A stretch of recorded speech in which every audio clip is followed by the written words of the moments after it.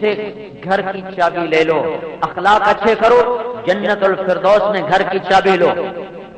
مجھے 32 سال ہو گئے تبلیغ، میں نے یقین والے ہزاروں دیکھے ہیں، قربانی والے ہزاروں دیکھے ہیں، یقین والے ہزاروں دیکھے ہیں، راتوں کو رونے والے ہزاروں دیکھے ہیں، بہت دیکھے ہیں، ساری دنیا میں دیکھے ہیں، اور اخلاق والے میں نے 32 سال میں 32 بھی نہیں دیکھے، میں نے 32 بھی نہیں دیکھے۔ میں آپ کو اپنی زندگی کا تجربہ بتا رہا ہوں، مجھے اوروں کا نہیں پتا۔ اخلاق سے کیا مراد ہے؟ اخلاق سے کیا مراد ہے؟ تصل من قطعک وتعطی من حرمک وتعفو عن من ظلمک، یہ 3 صفتوں والے میں نے اپنی زندگی میں، اس 32 سالہ تبلیغی زندگی میں نے 32 بھی نہیں دیکھے۔ اور اگر میں مولانا سعید احمد خان کو نہ دیکھتا تو مجھے پتہ بھی نہ چلتا کہ اخلاق کیسے کیسے۔ تقریر اب بھی کروا لو، اور تقریر پہلے میں زیادہ مجھے چیزیں یاد تھیں، اب تو میں بھول چکا ہوں۔ سفر سفر سفر سفر نکل گیا، جو پڑا تھا سب بھول بھلیاں ہو گیا۔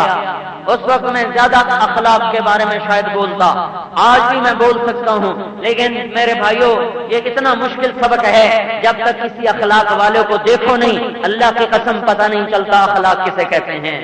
تقریر سے ابھی یہ سارے بیٹھے ہوئے ہیں، ان سے کہو بولو، سارے بولیں گے۔ اخلاق کیا ہے؟ تصل من قطعک، جو توڑتا ہو اس سے جوڑو۔ یہ نہیں جو تمہیں مسکرائے، تمہیں دیکھ کے مسکرائے تم بھی مسکراؤ، یہ اخلاق نہیں کہہ رہا ہوں۔ تصل من قطعک، جو تمہیں دیکھ کے یوں منہ چڑھائے، تم اسے کہو السلام علیکم۔ جو تمہاری شکایتیں لگائے تم اس کی تعریفیں کرو، جو تمہیں گرانے کے چکر میں ہو تم اسے اٹھانے کے چکر میں ہو۔ تصل من قطعک وتعطی من حرمک، جو تیرا حق مار لے تو اس کا حق نہ مار، تو اسے اس کا حق ادا کر۔ میرا حق ہے، آپ کا بھی حق ہے۔ اگر میں آپ کی بےزتی کر دوں تو اللہ کا نبی کہہ رہا ہے تو نہ میری بےزتی کرنا، کوئی میری بےزتی کر دے تو مجھے حکم ہے میں نہ اس کی بےزتی کروں۔ تعطی من حرمک، جو مجھے میرے حق سے محروم کرے میں اسے اس کا حق پورا ادا کروں اور واضح کروں۔ ایک اور حدیث کے ساتھ آپ نے فرمایا اگر کوئی تمہیں تمہارے عیب کا تانا دے اور تم بھی اس کا عیب جانتے ہو، وہ تمہیں کہ وہی تو ہو جو یہ کرتے تھے، تم کبھی نہ کہنا کہ تم بھی تو یہ کرتے ہو، تم فوراً کہنا ہاں جی واقعی کرتا ہوں، دعا کرو اللہ مجھے ٹھیک کر دے۔ تم نہ اسے اس کے عیب کا تانا دینا، تم نہ اسے اس کے عیب کا تانا دینا۔ تعطی من حرمک تعفو عن من ظلمک، جو ظلم کرے معاف کر دو، جو زیادتی کرے معاف کر دو۔ یہ 3 بنیادوں پر میں نے 32 برس میں 32 بھی نہیں دیکھے۔ 6 بر اعظم پھر چکا، تبلیغ میں بھی پھرا، گھر میں بھی رہا، اپنوں کو بھی دیکھا، پرائے بھی دیکھے، تبلیغ والے بھی دیکھے، مدرسے خود اب بھی 6 مدرسے اللہ میرے ذریعے سے چلوا رہا، خود مدرسے میں پڑھایا، طلبہ بھی دیکھے، علماء بھی دیکھے، آفاق بھی پھرا، جہان پھرا۔ ممکن ہے میری نظروں سے پوشیدہ ہو گئے، لیکن جب مجھ سے معاملہ ہوا، دیکھو کبھی کسی کا فیصلہ اس کی ایک مجلس میں نہ کرنا۔ ایک آدمی مجھ سے کہنے لگا آپ بڑے متکبر ہیں، میں نے کہا آپ نے میرے ساتھ سفر کیا ہے؟ کہنے لگا نہیں۔ میں نے کہا آپ نے میرے ساتھ کوئی معاملہ کیا ہے؟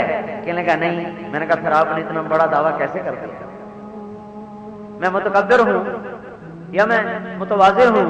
میرے ساتھ سفر کرو، میرے ساتھ معاملہ کرو، پھر اتنی بڑی رائے قائم کرو۔ یہ بہت برا آدمی ہے، بڑا آسان ہے کہنا، پہلے معاملہ تو کرو، پہلے اس کے ساتھ برتاؤ تو کرو یا سفر تو کرو، پھر رائے زنی قائم کرو۔ پر مصیبت یہ ہے کسی سے ذرا سا مسافہ ہلکا کر دو کہتے مولوی متکبر ہو گئے۔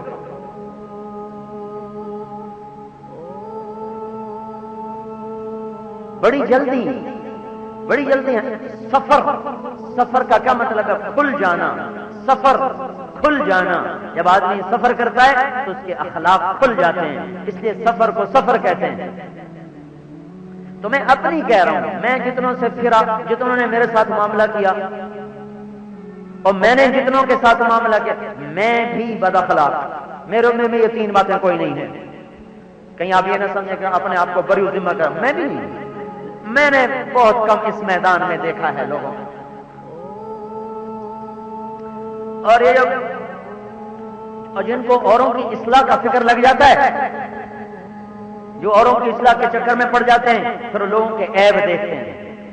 عیب تبلیغ والوں کو یوں سوچتا ہے امیر کو ہم نے بتانا ہے، بزرگوں کو نہیں بتائیں گے تو اس کی اصلاح کیسے ہوگی؟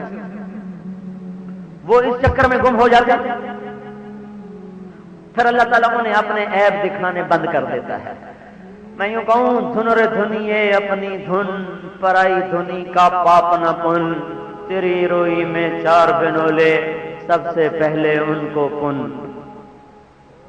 تصل من قطعک توڑنے والے سے جوڑو، تعطی من حرمک حق چھیننے والے کو حق ادا کرو، تعفو عمن ظلمک زیادتی کرنے والے کو معاف کرو. جو تمہاری شکایتیں لگائیں تم اس کی تعریفیں شروع کر دو. پالیسی کے لیے نہیں، یہ جنت کی دوڑ ہے، یہ اللہ کی رضا کا کم محنت ہے. میں نے دیکھا کہ میں لمبے پیدل سفر کا بھی نہیں رہا. شروع سے زندگی نزاکت کی تو پیدل سفر کے قابل 1 سال لگایا تھا، بھول بھلیاں ہو گیا. راتوں کو لمبے تہجد بھی نہیں پڑی جاتی، لمبا ذکر بھی نہیں ہوتا، لمبی تلاوت بھی نہیں ہوتی. سب کچھ لگانے کا حوصلہ بھی نہیں کہ سب کچھ اللہ کے نام پہ قربان کر دو. اور جنت کی دوڑ لگانے کا حکم بھی ہے. اور میں دیکھ رہا ہوں ہم سے پیچھے چلنے والے ہم سے آگے نکل چکے ہیں. تو اب دوڑ میں بھی دوڑنا ہے، ٹریک سے بھی نہیں اترنا، دوڑنا بھی ہے، مقابلہ بھی کرنا ہے کہ یہ اللہ کو رضا حاصل کرنے کا مقابلہ ہے. یہ تو بہت پیارا مقابلہ ہے. دنیا کی دوڑ نہ لگانا. جو آپ کے ساتھ دنیا کی دوڑ لگائے آپ اس سے زیادہ آخرت کی دوڑ شروع کر دو. جو آپ سے دنیا میں آگے بڑھنا شروع کرے آپ اس سے جنت میں آگے بڑھنا شروع کر دو. ایک دن آپ جیت جاؤ گے، وہ ہار جائے گا. تو میں نے غور کیا یا اللہ دوڑ بھی لگانی ہے، مقابلہ بھی کرنا ہے، آگے بڑھنے کا شوق بھی ہے. میں کیا کروں؟ نہ تو میں لمبے نفل پڑھنے کا، نہ لمبے ذکر کرنے کا، نہ سب کچھ قربان کرنے کا، نہ میں گرمی سردی جھیلنے کا. یا اللہ میں کیا کروں؟ تو دیکھتے دیکھتے ورق گردانی کرتے میرے اللہ نے مجھ پر یہ بات کھولی کہ اخلاق اچھے بنانے کی کوشش شروع کر دے. اگر اخلاق اچھے بن گئے سب سے آگے چلا جائے گا. وہ کیسے؟ ان العبد لا يدرك درجة القائم بالليل والصائم بالنهار بحسن اخلاقه. میرے نبی نے فرمایا ایک شخص ساری زندگی ساری رات تہجد پڑھتا رہا، اتنا بھی نہ سویا، اور ساری زندگی 2 دن چھوڑ کر عیدین کے ساری زندگی روزے رکھتا رہا. کتنا بڑا عمل کر کے گیا.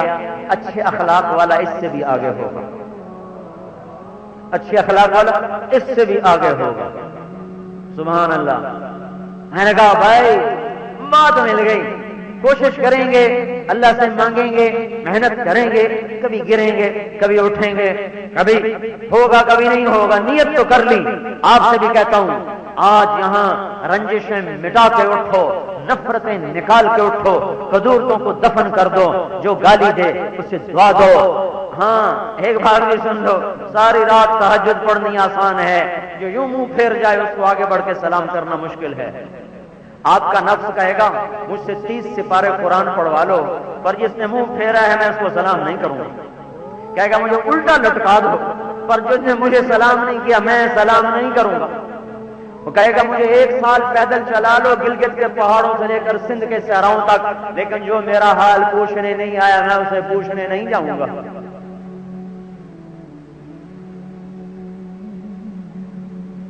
اب بھائی تیرا پڑوسی بیمار ہے کیوں نہیں گیا؟ کہ ہمیں کوئی پوچھنے آیا تھا؟ ہم کیوں جائیں؟ ہمیں کوئی پوچھنے آیا تھا؟ ہمارے پتہ ہمارے ادھر لوئر پنجاب میں کیا کرتے ہیں ہمارے ہم تو لوکل لوگ ہیں. لوکل مہاجروں میں پھر بھی تھوڑی سوچ بوجھ لوکلوں سے زیادہ ہی.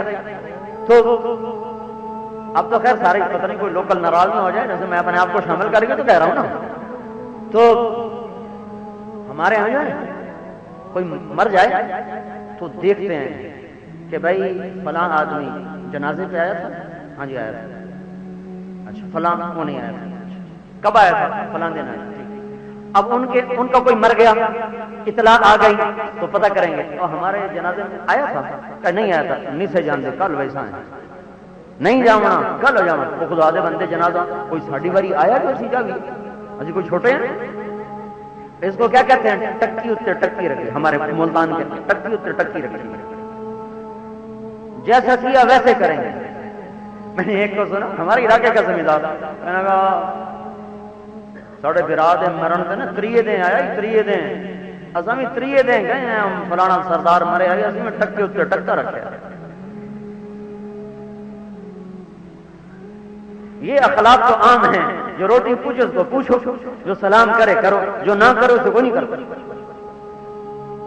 اس لیے میں کہہ رہا ہوں یہ بڑا مشکل سبق ہے شارٹ کٹ ہے, بڑا مشکل. ساری رات آپ کا نفس تہجد پڑے گا, لیکن اسے کہہ دو کہ اس کو سلام تو کر لو گا. میں کیوں کروں؟ یہ میری شکایتیں لگاتا پھرتا میں اس کو سلام کروں؟ یہ مجھے ذلیل کرتا پھرتا میں اس کو سلام کروں؟ کر لو کر لو کر لو. اللہ کے نبی کی ضمانت اللہ تمہیں عزت دے دے گا. اور یہ اتنی جماعتیں 4 مہینے والے آئے ہوئے ہیں. ایک بات بتاتا ہوں, کبھی اپنے ساتھیوں کی کمیاں نہ دیکھا کرو, نہ کسی بڑے کو بتایا کرو, ہونٹ سی لو. 1984 میں انگلستان سے واپس آیا جماعت سے, تو ہم عمرہ کرتے ہوئے اس زمانے میں اجازت مل جاتی تھی, ہم عمرہ کرنے چلے. میں نے مولانا سعید خان صاحب رحمۃ اللہ علیہ سے عرض کی, جی میں آپ کو انگلستان کے حالات سنانا چاہتا ہوں, وہاں کام بڑا خراب ہو رہا ہے, بڑی بے وصولی ہو رہی. انہوں نے ارشاد فرمایا, بیٹا میں کبھی سنا نہیں کرتا. لے بھائی مجھے جیسے کسی نے کرنٹ لگا دیا. ہم تو سنانے کے عادی تھے. ان کا میں نہیں کبھی سنا کرتا. آپ کیوں نہیں سنتے؟ تو پھر یہ سارا کام خراب ہو رہا ہے. میں نے آپ کو سنانا ہے کہ میں نہیں سنتا. میں نے اصرار کیا, محبت تعلق ہمیشہ مجھ سے محبت فرماتے رہے. کہنے لگے بات یہ ہے اگر تجھے زیادہ شوق ہے حضرت جی کو خط لکھو. میں نہیں کبھی سنتا اپنے ساتھیوں کی برائیاں. میں حیران پریشان سارے سفر میں. پھر مجھے خط لکھا مجھے وہاں سے. مجھے اس کی ایک سطر سینے پہ جس نے لکھا تھا مجھے وہ نام بھی یاد ہے, بقلم محمد عثمان کاکوسی. مجھے نہیں پتا کاکوس کیا ہے کیا نہیں, لیکن مجھے اس لکھنے والے کا نام بھی آج تک یاد ہے, محمد عثمان کاکوسی. بقلم محمد عثمان کاکوسی. نیچے مولانا کے دستخط تھے, ہاتھ میں راشا تھا, اسے خود لکھتے نہیں تھے, صرف دستخط ایسے کر دیتے تھے کانپتے ہاتھوں کے ساتھ. تو مجھے انہوں نے خط لکھا. یہ سب کے لیے عبرت بتا رہا ہوں. گھر اجڑ گئے, ادھر کی ادھر لگاتے ہیں, ادھر کی ادھر لگاتے ہیں. خامد کی بیوی کو بتاتے ہیں, بیوی کے خامد کو بتاتے ہیں, بہو کی ساس کو بتاتے ہیں, ساس کی بہو کو بتاتے ہیں, بھائی کی بھائی کو بتاتے ہیں, بہن کی بہن کو بتاتے ہیں. پھر آگ لگا کے بیٹھ کے تماشا دیکھتے ہیں. ارے ظالموں, اللہ کے واسطے یہ نہ کیا کرو. خدا کا واسطہ دیتا ہوں, اللہ کا واسطہ دیتا ہوں. جس معاشرے میں یہ کام ہوا وہ معاشرہ جل کے راکھ ہو گیا. مجھے خط لکھا. کیا لکھا؟ بندہ اوپر کے جو آپ خیریت سے پہنچ گئے ہوں گے یہ وہ چھوڑو. بندہ برس ہا برس کی, یہ 4 مہینے والے غور سے سنیں اور سارے ہی غور سے سنیں. بندہ برس ہا برس کی ٹھوکریں کھانے کے بعد اس نتیجے پر پہنچا ہے کہ اپنے ساتھیوں کی کمیاں کبھی اپنے بڑوں کو نہیں بتانی چاہیے. اس لیے کہ آج کل کے بڑے ایسے بڑے نہیں ہیں کہ کسی کی کمی سننے کے بعد بھی اس کے ساتھ وہی سلوک کریں گے جو پہلے کیا کرتے تھے. تو اس سے بندے نے ساتھیوں کا نقصان ہوتے تو دیکھا ہے, نفع کی شکل کبھی وجود میں نہیں آئی. جس میں کمی دیکھو اس کے لیے خود محنت کرو, اس سے تعلق بناؤ, اس سے کھلاؤ پلاؤ, پھر اس کو سمجھاؤ, پھر رات کو دعا مانگو. پھر بھی اگر وہ نہیں رخ پہ آتا تو اس کا معاملہ اللہ پہ چھوڑ دو, اپنی کمیاں دیکھنے میں لگے رہو. میرے بھائیوں, 1984 اور 2004 کتنے سال ہو گئے؟ 20 سال سے میرے ہونٹ سلے ہوئے ہیں. تو جب اوروں کے لیے آنکھیں بند ہو گئی تو اپنے عیب نظر آنے لگے. جب اوروں کے لیے زبان چلنی بند ہو گئی تو اپنے گناہ نظر آنے لگے. ورنہ آپ کو شیطان آپ کی کمیاں دیکھنے نہیں دے گا, آپ کے اندر کے چھپے ہوئے غلاظتیں وہ دیکھنے نہیں دے گا. آپ نے بیت اللہ کو دیکھ کر فرمایا, بیت اللہ تو کتنا قابل احترام ہے, تو کتنا پاکیزہ ہے, اور میرا ایک امتی تجھ سے بھی زیادہ قابل احترام ہے. اور چھپایا کرو, معاف کرو. حضرت عمر رضی اللہ تعالیٰ عنہ کا دربار لگا ہوا تھا, لوگ بیٹھے تھے, ایک شخص کی ہوا خارج ہو گئی, اس کی بدبو پھیلی. حضرت عمر نے فرمایا جس کا وضو ٹوٹا ہے وہ جا کے وضو کر لے. تو جریر بن عبداللہ بولے, امیر المومنین کیا ہم سارے نہ اٹھ کے وضو کر لیں؟ تو حضرت عمر نے فرمایا واہ واہ جریر, تیرے کیا کہنے, تو جاہلیت میں بھی سردار تھا, تو اسلام میں بھی سردار رہا, تو نے ایک مسلمان کو بے پرد ہونے سے بچا لیا, سارے کو اٹھ کے وضو کروایا. سبحان اللہ، کیا یہ زندگی، کیا آج کی زندگی، ڈھونڈتے پھر رہے، کرتا کیا ہے؟ لا تجسسوا لا تحسسوا لا تجسسوا، کوئی کسی آدمی کو مقرر نہ کرو، ان کو دیکھو کیا کرتا ہے، کیا کرتا ہے، نہ دیکھو۔ لا تحسسوا، خود نہ ٹو لگاؤ کیا کرتا ہے، آنکھیں بند کر لو۔ ایک شخص آیا، کہنے لگا یا رسول اللہ آپ نے عدل نہیں کیا، توبہ توبہ، آپ کا چہرہ بدل گیا۔ آپ نے کہا ارے تیرا اللہ بھلا کرے، میں عدل نہیں کروں گا تو اور کون کرے گا؟ تو حضرت خالد بن ولید بولے یا رسول اللہ مجھے اجازت ہے اس منافق کی گردن اڑا دوں۔ آپ نے فرمایا نماز پڑھتا ہے، نماز پڑھتا ہے۔ حضرت خالد نے کہا آپ فائدہ اس نماز کا جب آپ کے بارے میں اتنا بولتا ہے، اس کے اندر کچھ نہیں ہے، کفر ہے۔ آپ نے فرمایا میرے رب نے مجھے یہ نہیں کہا کہ لوگوں کو سینے چیر چیر کے دیکھ کے ان کے اندر کیا ہے، اندر اللہ کے سپرد میں ظاہر کے مطابق معاملہ کروں گا۔ آپ کا نبی تو منافقوں کا بھی چادر ڈال گیا، منافقوں کو بھی رحمت کی چادر میں چھپا لیا۔ یہ اپنے ساتھیوں کی شکایتیں لگاتے پھر، بھائی بھائی کی شکایت لگا، بہن بہن کی شکایت لگا، ماں کی شکایت، باپ کی شکایت، ساس کی شکایت، بہو کی شکایت، گھر میں آگ لگ گئی۔ معاف کرنا سیکھو، سارا گجرا والا جنت بن جائے گا۔ اگر آپ نے عیب چھپانے شروع کر دیے، اگر آپ نے پردے ڈالنے شروع کر دیے۔ آج کے اخباروں نے ظلم کی انتہا کر کہ ڈھونڈ ڈھونڈ کے لوگوں کے عیب اچھال رہے۔ ہمارا نبی پردے ڈالنے آیا، نہ کہ پردے اچھالنے کے لیے آیا۔ تو میرے بھائیوں، توڑنے والے سے جوڑو، حق سے محروم کرنے والے کو حق دو، زیادتی کرنے والے کو معاف کرو، سب سے آگے جنت میں ہو گئے۔ اچھا، یہ ایمان یقین سے بھی وزنی عمل ہے، وزنی عمل ہے۔ میں اس کے لیے اپنا تجربہ بتایا، اب آپ کو حدیث پیش کرتا ہوں۔ ان اثقل شیء فی المیزان حسن الاخلاق، انسان کے نامہ اعمال میں قیامت کے دن جس چیز کا سب سے زیادہ وزن ہوگا وہ اس کے اچھے اخلاق ہیں۔ جو چیز نامہ اعمال میں وزنی ہے وہی چیز طبیعت پر بھی وزنی ہے۔ جس کا ترازو میں بوجھ ہے اسی کا طبیعت پر بھی بوجھ ہے۔ اس لیے میں کہتا ہوں کہ یہ سب سے وزنی ہے۔ اور پھر سب سے زیادہ حسن سلوک کے حقدار آپ کی بیوی ہے، آپ کے بچے ہیں، آپ کی ماں ہے، آپ کا باپ ہے۔ اگر زندہ ہیں والدین تو ان کی دعائیں لے لو، ان کے قدموں میں جنت چھپی ہوئی ہے، ان کی دعائیں لے لو۔ مغرب کی تہذیب نے ہماری عورت کو ننگا کرنے کی اسکیم چلائی ہوئی ہے۔ بچاؤ اپنے آپ کو اور اپنی بیٹیوں کو۔ مغرب کی تہذیب ننگی ہے۔ مغرب میں سورج جا کے ڈوب جاتا ہے اور یہ اعلان کرتا ہے مغرب اندھیروں کی جگہ ہے۔ جب وہ مشرق سے طلوع ہوتا ہے تو اعلان کرتا ہے مشرق روشنیوں کی جگہ ہے، مغرب اندھیروں کی جگہ ہے۔ جو مغرب کو گیا اندھا ہو گیا۔ جب سورج اندھا ہو گیا تو یہ میرے نوجوان نسل یہ مغرب کی تہذیب میں کیسے روشنی پائے گی؟ ہماری بیٹی، ہمارے بیٹے یہ مغرب کی تہذیب میں کیسے روشنی حاصل کریں گے؟ وہاں تو سورج بھی اندھا ہو جاتا ہے۔ مشرق کی طرف آؤ۔ آپ کا نبی بھی مشرق میں آیا، مشرق وسطی میں آیا، مڈل ایسٹ میں آیا۔ بیت اللہ مشرق کے درمیان میں بنایا گیا، نبی پاک کو مشرق کے درمیان میں پیدا کیا گیا۔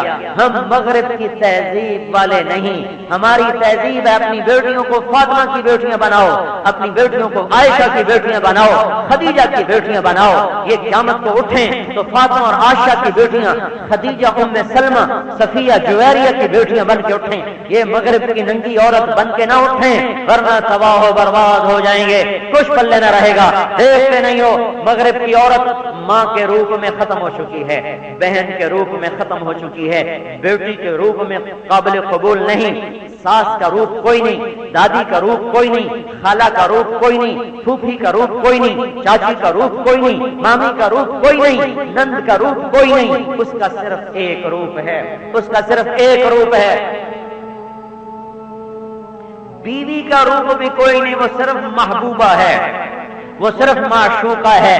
جب تک جنسی تسکین ہے وہ محبوب ہے، جو ہی یہ شہوت مٹی وہ ٹیشو پیپر کی طرح اٹھا کے پھینک دی جاتی ہے۔ ہم اس کے پیچھے دوڑیں عورتوں کے لباس مختصر ہوں، نوجوان ہمارے جینز پہنے، کیوں شلواریں ختم ہو گئی ہیں، شلواریں ختم ہو گئی ہیں۔ یہ اللہ کے نبی نے ہمیں طریقہ نہیں بتایا تھا لباس پہننے کا۔ حضرت فاطمہ نے تو فرمایا تھا اسما بنت امیس کو میں مر رہی ہوں، کوئی طریقہ کرو کہ میری لاش بھی لوگوں کو نظر نہ آئے، کوئی یوں نہ کہتا پھرے نبی کی بیٹی کا قد لمبا تھا، چھوٹا تھا، موٹی تھی، پتلی تھی۔ وہ تو مرنے کے بعد بھی پردے کا اہتمام فرما رہی ہیں۔ تو آج کی عورت کیسے فاطمہ کے ساتھ کھڑی ہو سکتی ہے جبکہ وہ اپنے آپ کو زیادہ سے زیادہ باہر لانے کے لیے بے قرار ہے؟ تو کیا وہی جانتی ہے جو یورپ میں ہو گیا، نہ ماں رہی، نہ ماں کا روپ، نہ بیٹی کا روپ، نہ بہن کا روپ، نہ پھوپھی کا روپ، نہ خالہ کا، نہ دادی کا، نہ مامی کا، نہ چاچی کا؟ تو کیا عورت کا صرف ایک روپ ہے، صرف ایک روپ محبوبہ کی شکل میں؟ کتنے سال؟ 10 سال، 15 سال، 20 سال؟ پھر جاؤ ان کی حسرتناک اور عبرتناک زندگی دیکھو۔ ہمیں تو اللہ کے نبی نے بتایا، ہمیں تو اللہ کے نبی نے کر کے دکھایا۔ بیٹی کا روپ ہے تو باپ کا سایہ ہے، ماں کی گود ہے، باپ کی تربیت ہے، ماں کی تربیت ہے۔ جب بہن کا روپ بنتا ہے تو بھائیوں کا حفاظتی حصار ہے، غیرت مند بھائیوں نے اس کو اپنے گھیرے میں لیا ہوا ہے۔ جب اس کو رخصت کرنے کا وقت آتا ہے، جب خود اس کے اندر کے ضروری تقاضے کو پورا ہونے کی فطری ترتیب ہے، تو ماں باپ اپنے ہاتھوں سے، بھائی اپنے ہاتھوں سے اپنی بہنوں کو، ماں اپنی بیٹی کو، باپ اپنی بیٹی کو، بھائی اپنی بہنوں کو اپنے ہاتھوں سے ڈولی میں بٹھاتے ہیں، اپنے کندھوں پہ اس کی ڈولی اٹھاتے ہیں اور عزت اور شرافت کے سانچے میں ڈھال کر اوروں کے گھر میں عزت کے ساتھ اپنی بہن کو پہنچاتے ہیں، اپنی بیٹی کو پہنچاتے ہیں۔ آگے اسے خاوند کا ایک غیرت مند روپ ملتا ہے جو اس کا سہارا بنتا ہے، اس کو گھر میں بٹھاتا ہے، باہر سے کما کے لا کے اسے کھلاتا ہے۔ مہر یہ اس بات کی نشانی ہے کہ اس مرد نے اس لڑکی کو موت تک کھلانا ہے۔ وہ بیوی کے روپ میں ہے تو اس کا اور مقام ہے، یہی بچی جب ماں بن جاتی ہے تو اس کا مقام اور بڑھ جاتا ہے، یہی جب آگے بڑھتی ہے اور دادی بن جاتی ہے اس کا اور مقام بن جاتا ہے، ساس بن جاتی ہے اور مقام بن جاتا ہے، نانی بن جاتی ہے اور مقام بن جاتا ہے۔ مر جاتی ہے تو رونے والے ہزاروں ہوتے ہیں، اس کے لیے نوحہ کریں، میں اپنی ماں کی میت پہ شریک نہ تھا، میں حج میں تھا، میرا غم جاتا نہیں، مجھے 3 برس ہو گئے اس کو دنیا سے گئے ہوئے کہ مجھے یہی میرا غم میرے اندر کو کھا گیا، کاش میں اپنی ماں کو ایک جھلک دیکھ لوں۔ میں حج میں تھا، حج چھوڑ کے آنا یہ اس سے بڑا ظلم تھا، میں نے حج انہی کی طرف سے کر دیا، لیکن میرے اندر کی پھانس ہے جو موت بھی شاید نہ نکال سکے کہ میں اپنی ماں کو روانہ ہوتے نہیں دیکھ سکتا، میں اس کو قبر میں نہیں اتار سکتا۔ یہ پاکیزہ زندگی ہمیں اللہ کے نبی نے عطا فرمائی۔ ہم اس زندگی کو چھوڑ کے بھاگے جا رہے ہیں، دیوانے ہو گئے، پاگل ہو گئے۔ عورت کی زینت بازار میں آنا نہیں ہے، عورت کی زینت پردہ ہے۔ نوجوان کی زینت بانک پن نہیں ہے، نوجوان کی زینت حیا ہے، پاک دامنی ہے، شرم سے ہے، نظریں جھکی ہوئی ہوں، اٹھی ہوئی نہ ہو۔ جس کی نظر اٹھ گئی کبھی اللہ کا دیدار نہ کر سکے، کبھی اللہ کا دیدار نہ کر سکے۔ جس کے کان شیطانی گانوں پہ لگ گئے کبھی اللہ کی پیاری آواز سن نہ سکے، جس کے ہونٹوں کو شراب لگ گئی کبھی کوثر کا جام پی نہ سکے گا، جو زانی عورتوں کے گرد طواف کرنے لگا کبھی جنت کی پاکیزہ بیویوں کو چھو نہیں سکے گا، جو حرام کھانے پہ لگ گیا کبھی جنت کے میوے کھا نہ سکے گا۔ ہمیں تو ایک پاکیزہ زندگی ملی ہوئی ہے، تو نبی والی زندگی پہ آؤ، اخلاق بناؤ، کردار بناؤ، نمازوں سے سجدوں کو اپنے ماتھوں کو سجاؤ، آباد کرو، اپنے ماتھوں کو آباد کرو، راتوں کی آہ و بکا کے ساتھ اپنی راتوں کو روشن کرو، اپنے آنسوؤں کے ساتھ اپنی رات کو مزین کر دو۔ آسمان کے ستاروں سے کیا آسمان جگمگائے گا، جو آپ کے آنسوؤں سے آپ کا آسمان جگمگا جائے گا۔ ان آنسوؤں کو کل قیامت کے دن دیکھنا۔ مجھے ایک حدیث یاد آ گئی بڑے زمانے کے بعد، جبریل بولے یا رسول اللہ ہم آپ کی امت کے عمل لکھتے ہیں، آنسو نہیں لکھتے، کیوں؟ کہنے لگے آنسوؤں کا مسئلہ یہ ہے کہ ایک ندامت کا آنسو جہنم کے سمندر بجھا دیتا ہے، اب جو جھڑیاں برسا رہا ہو ہم کیسے لکھیں؟ آنسوؤں کا کھاتا اللہ کے پاس پرائیویٹ ہے، خود اپنے پاس ہے، کل کو موتیوں کی طرح بکھیر دے گا۔ یہ ہے تیری محبت کا آنسو، یہ تیری ندامت کا آنسو، یہ تیرا میرے عشق کا آنسو، یہ تیرا میرے محبوب کی محبت کا آنسو، قیمت لگے گی۔ مسجدیں بھر دو، علم کے حلقے گھر گھر میں قائم ہو جائیں، ہر آدمی اللہ کے نبی کے فرمان سیکھ رہا ہو، زبانوں پہ ذکر جاری ہو، اٹھتے بیٹھتے گالی گلوچ کی بجائے اللہ کی یاد، اللہ کا ذکر، درود و استغفار سے ساری فضاؤں کو معطر کر دو، معاف کرو، درگزر کرو، معاف کرو، درگزر کرو، پردے ڈالو، پردے نہ اٹھاؤ، اللہ تمہارے پردے رکھ لے گا۔ ایک آدمی آیا، یا رسول اللہ اريد اللہ یفضحنی رب اريد ان یسترنی ربی یوم القیامہ، اے اللہ یا رسول اللہ میں چاہتا ہوں قیامت کے دن اللہ تعالیٰ میرے پردے رکھے، میرے گناہ ظاہر نہ کرے۔ آپ نے فرمایا استر عیوب اخوانک، تو اپنے بھائیوں کے گناہوں پہ پردہ ڈالا کر، اللہ تیرے پردے ڈال دے۔ کیا ہوگا جب اللہ اس کا حساب لینے لگے گا نا، تو اس کے اور بندوں کے درمیان پردہ ڈال دے گا، پردہ، یہ اکیلا، بندے پیچھے، یہ اور اللہ ہوگا، یہ اور اللہ کہے گا تو نے یہ کیا تھا نا، اوروں کو نہیں سنائی دے گا تو نے یہ کیا تھا نا، یہ کیا تھا نا، یہ کیا تھا نا، تو سمجھے گا لے بے مر گیا، برباد ہو گیا، یہ اللہ کیا تھا، یہ اللہ کیا تھا۔ ایک دم اللہ کہے گا اچھا جاؤ سب معاف کر دو، جاؤ سب معاف کر دو، اور ہر گناہ کے بدلے میں تجھے نیکی دے دی، تو انسان بھی بڑا حریص ہے، کہے گا یا اللہ اور بھی میں نے گناہ کیے تھے وہ تو نے بتائی نہیں، مطلب تمہیں ان کے بدلے میں بھی نیکیاں، سب کا سب مل گیا، جاؤ جاؤ جاؤ۔ ان صفات کو لے کر پھرنا ہے تبلیغ۔ اللہ تعالیٰ نے ہر نبی کے پیچھے نبی بھیجا، ہر نبی کے پیچھے نبی بھیجا۔ ہمارا نبی آیا تو عالم سے دوبالا، عالم سے نرالا، عالم سے نرالا بن گیا، نرالا، انوکھا، انوکھا، سارے عالم کا، سارے انسانوں کا، سارے زمانوں کا، سارے جنات کا نبی بن کر آیا، اور پوری دنیا کو کہا میں تم سب کا رسول ہوں۔ اور عجیب بات، زندگی سب سے مختصر 63 سال اور 4 دن، 63 سال اور 4 دن، کون سے؟ قمری لحاظ سے، یہ سورج شمسی لحاظ سے 61.5 سال ہے، 61.5 سال، قمر کے لحاظ سے یہ جو ہجری کے لحاظ سے 63 سال 4 دن اور 22,330 دن اور 6 گھنٹے، یہ ہے آپ کی ٹوٹل زندگی، 22,330 دن جمع 6 گھنٹے، اتنی تھوڑی عمر، سارا زمانہ میدان محنت۔ پھر اس کے اندر نبوت کے طرف 23 سال، نبوت کے 23 سال، ان 23 سالوں کو 8,156 دن میں گنا گیا ہے۔ آپ کی نبوت کے 23 برس کے بنتے ہیں 8,156 دن۔ نہ پیسہ دیا، نہ حکومت دی، نہ اسلحہ دیا، نہ فوج، نہ پولیس، اور کہا تو جا میرا پیغام پوری دنیا تک پہنچا۔ کیسے پہنچاؤں؟ نہ پیسہ، نہ ٹکا، نہ حکومت، نہ پولیس، کیسے پہنچاؤں؟ کیسے پہنچاؤں؟ ساری دنیا میرے ذمے، کیسے پیغام جائے گا؟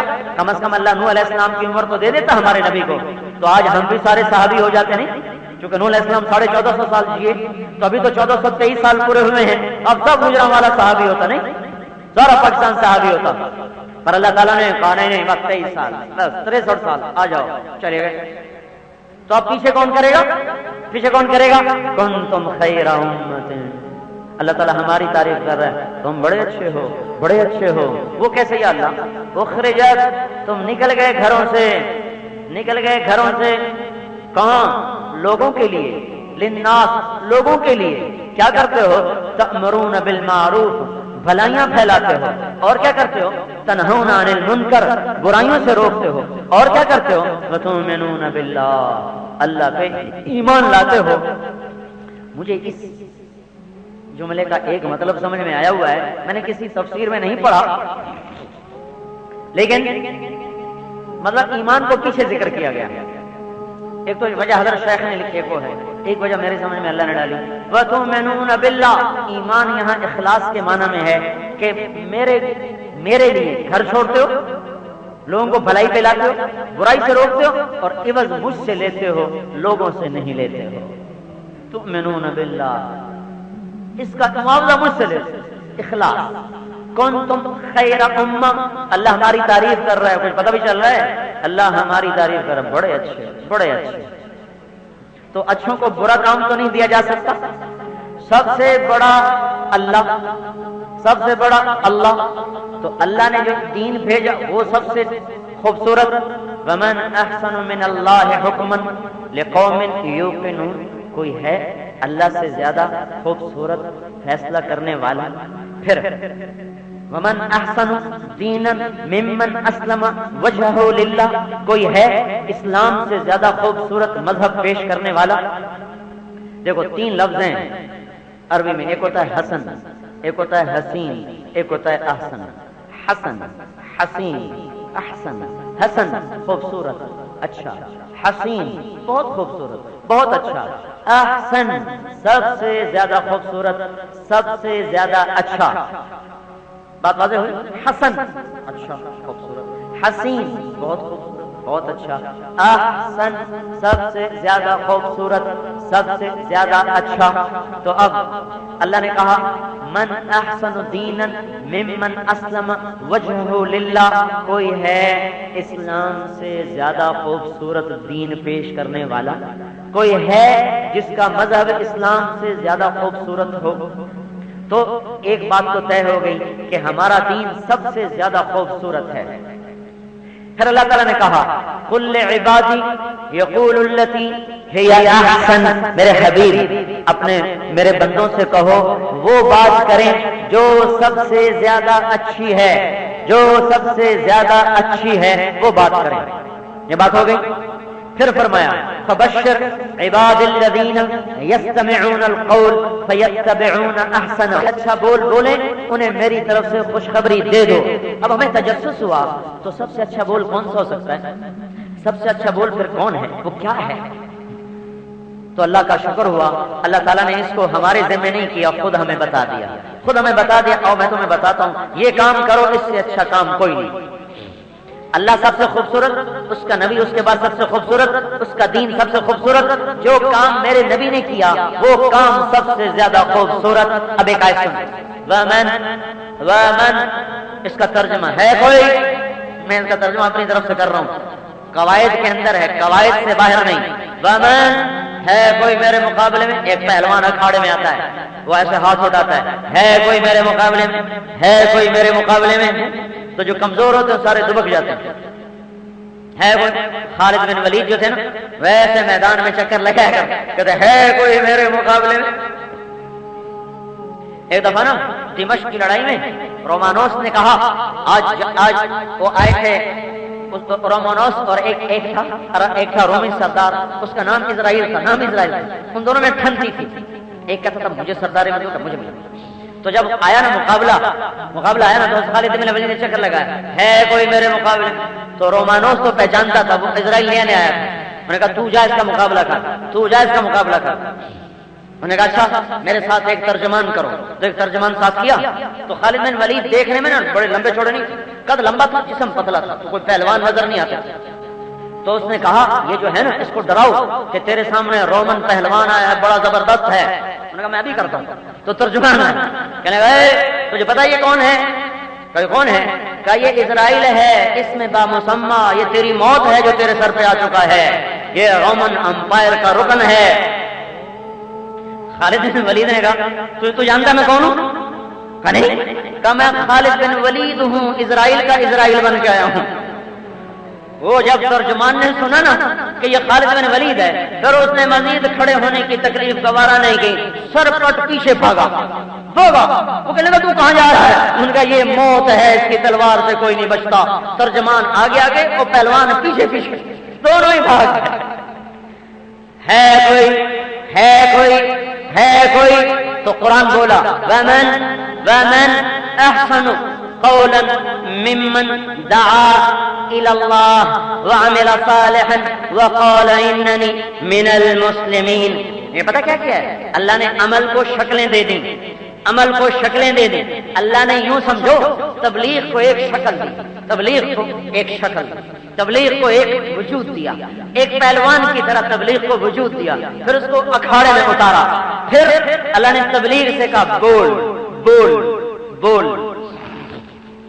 تو تبلیغ کا کام بولا ہے کوئی عمل میرے مقابلے میں؟ تبلیغ بولی ہے کوئی عمل میرے مقابلے میں؟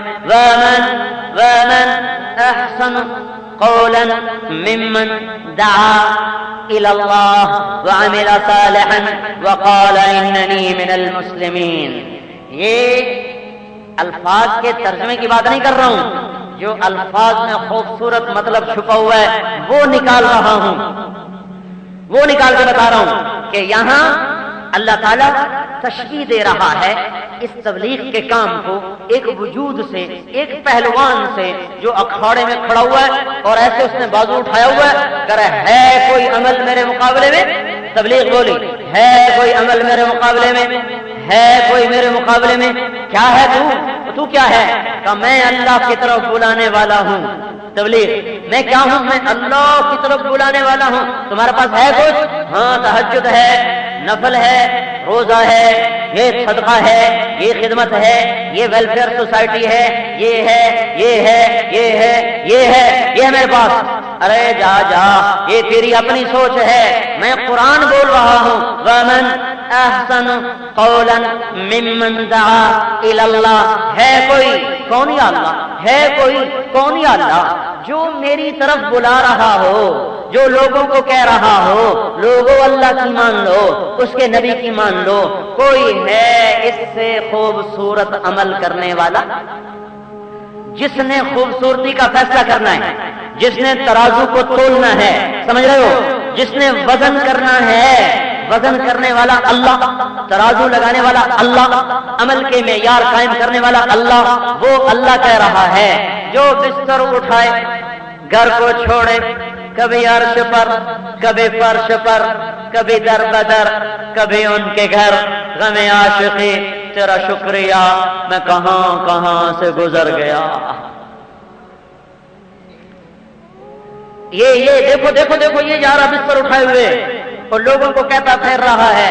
یہ تبلیغ والے بڑے وکیل ہو گئے، یہ اعلان بھی ٹھیک نہیں کرتے. سب بیٹھے دین کی بات ہوگی. مجھے اس وقت لگتا ہے یہ احساس کمتری کی وجہ سے کہتے ہیں. کھول کے کہو دنیا اور آخرت کی کامیابی اللہ نے دین میں رکھی ہے.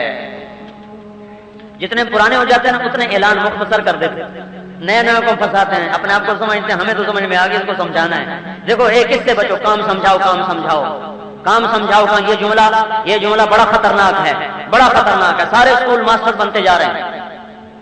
مولانا الیاس صاحب نے فرمایا تھا میں 100واں حصہ سمجھاؤں. 100واں تمہیں سمجھایا ہے، 100واں تم سمجھے ہو، 100ویں پہ عمل ہے اور اس پر بھی جمتے کوئی نہیں ہو. تب کون ہے جو دعویٰ کرے گا ہم نے اس کو کام سمجھانا ہے؟ ڈرو ڈرو. اے اللہ میں تو بگاڑنے والا ہوں، مجھے تو خود نہیں آتا. اللہ تو ہی اس کو سمجھا دے. میں کیا سمجھاؤں گا نبی والا کام جس کو تو اتنے دعوے سے پیش کرا رہا ہے. آ جاؤ آ جاؤ، کوئی مقابلے میں آنا چاہتا تو آ جائے. قرآن کے چیلنج بتا رہا ہوں. دیکھو قرآن میں لہجے ہیں، اللہ کا فضل ہے. یہ جو ہے نا قرآن کتاب نہیں، اللہ کا کلام ہے، اللہ کا کلام.